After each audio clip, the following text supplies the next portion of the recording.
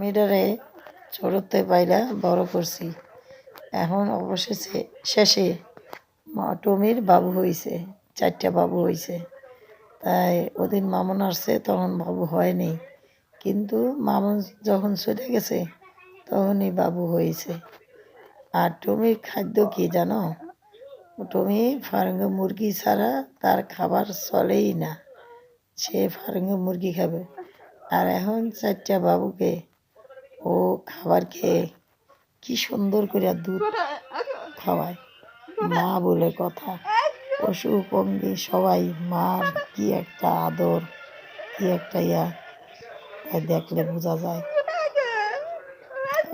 বোঝা যায় যে সে কিভাবে বাচ্চারে আদর করে, যত্ন করে, সব কিছু করে। সে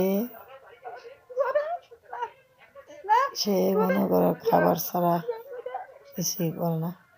আর তারে ছোটোতে আমরা বাইরা বড় করছি। 1 মাস 40 দিনের আনছিল, তারে বাইরা বড় করছি। আর লাস্ট মেশিনে তার বাবু হয়েছে। এই যে 4টা বাবু। এখন বাবুরে ও দুধ খাওয়াইতেছে। ওরে তো আমরা যখন আনছি তখন ফিটার দিয়ে দুধ খাওয়াইছি। আর এখন ওর মার কাছ থেকে খায়। সে মুরগির মাংস দিয়ে এই যে ভাত খাইতে আছে। এখন মুরগি ছাড়া তার চলে না। এই যে 4টা বাবু, একটা হয়েছে ছেলে বাবু,